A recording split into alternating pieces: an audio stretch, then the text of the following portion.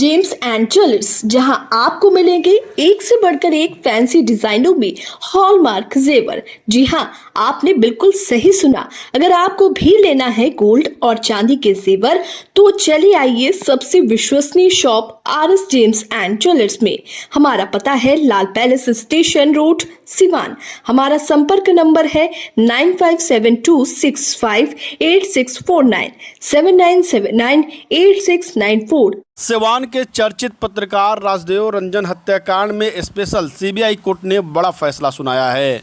9 साल बाद आए इस फैसले में अदालत ने 3 आरोपियों को दोषी करार दिया है, जबकि अजहरुद्दीन बेग उर्फ लडन मियां समेत 3 आरोपियों को बरी कर दिया है। जिला एवं अपर सत्र न्यायाधीश 3 नमिता सिंह की विशेष सीबीआई कोर्ट ने यह फैसला सुनाया है। दोषी पाए गए तीनों आरोपितों को अब 10 सितंबर को सजा सुनाई जाएगी। इधर पत्रकार राजदेव रंजन की पत्नी आशा रंजन ने कोर्ट के फैसले पर असंतोष जताया। उन्होंने कहा कि उन्हें सीबीआई से न्याय की उम्मीद थी, लेकिन 3 आरोपियों के बरी होने से वह बेहद निराश है। आशा रंजन ने साफ किया कि फैसले का अध्ययन कर वकीलों से राय लेने के बाद वह हाई कोर्ट में इस फैसले को चुनौती देगी, क्योंकि सभी के खिलाफ पर्याप्त सबूत मौजूद हैं। बता दें कि 13 मई 2016 को सिवान के स्टेशन रोड पर अपराधियों ने पत्रकार राजदेव रंजन की गोली मारकर हत्या कर दी थी। आइए आपको सुनाते हैं पत्रकार राजदेव रंजन की पत्नी आशा रंजन ने क्या कुछ कहा है। मैं अगर अपना ओपिनियन बताऊं तो इतने सारे वकीलों का बदलना, हर 2 महीने पर, हर महीने पर वकील का बदल जाना, ये इत्तेफाक तो नहीं हो सकता है ना। केस को कमज़ोर करने की कोशिश की गई है और उस कमजोरी का नतीजा आज हम सबके सामने है। लगता है कि वकील सेटिंग कर लिए हैं या जज में क्या भूमिका हो सकती है? देखिए, जज की और वकील की भूमिका पर तो मैं कोई प्रश्न नहीं उठाऊंगी, लेकिन मुझे जो शक संदेह है वो मैंने आपके सामने बताया कि या तो साक्ष्यों के साथ छेड़छाड़ की गई है या कहीं ना कहीं से इसको मैनेज किया गया है, और या तो जो भी साक्ष्य थे उनको प्रभावशाली ढंग से कानूनी लड़ाई आगे लड़ी जाएगी। जो लोग बड़े हुए हैं उनके खिलाफ क्या कानूनी लड़ी जाएगी हाई कोर्ट में? देखिए, अभी मैं आदेश की कॉपी निकलवाऊंगी, मैं उसको स्टडी करूंगी, अपने वकीलों से मैं राय मशवरा करूंगी, उसके बाद ही मेरा अगला कदम जो भी। हाई कोर्ट में अपील कर सकती हैं? हाँ, अगर वो रास्ता है मेरे पास, वही एक रास्ता बचता है और तो कोई रास्ता है नहीं, लेकिन इसके पहले मुझे आदेश की का स्टडी करना होगा और अपने वकीलों से राय लेनी होगी।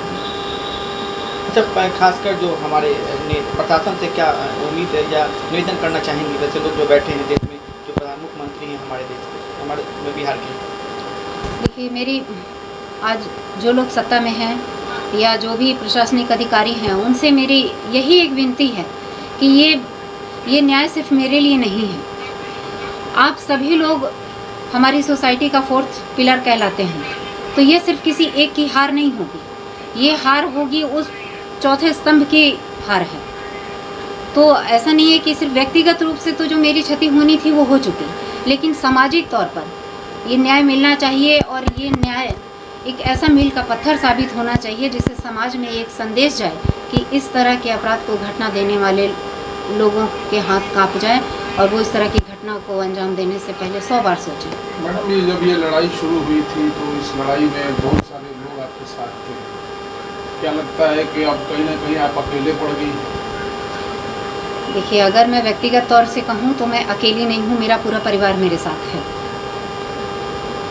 परिवार का सहयोग और उस समय आप सबका मुझे सहयोग मिला कि आज वो केस वहाँ तक पहुँचा था। और जहाँ तक रही कि राजनीतिक लोगों से या सरकार में बैठे हुए लोगों से, तो उसके बाद मुझे उन लोगों से कोई ना सहायता मिली और ना ही मुझे सहायता की उम्मीद है। कब की घटना है ये? 13 मई 2016 की शाम 7:30 से 8 बजे के बीच की घटना है। सिवान फल मंडी की? जी, सिवान में स्टेशन रोड फल मंडी के पास ये घटना हुई थी। जिस तरह से आज फैसला आया, आपको यकीन था कि इस तरह का फैसला आएगा? शुभ था पहले से या फिर उम्मीद थी? देखिए, मैंने जिस विश्वास के साथ सीबीआई जैसी जांच एजेंसी को मैंने अपना केस सौंपा था, मुझे इस तरह की उम्मीद नहीं थी, लेकिन ये थोड़ा सा मेरा विश्वास डगमगाया जब पटना की सीबीआई टीम को ये केस दिया गया था।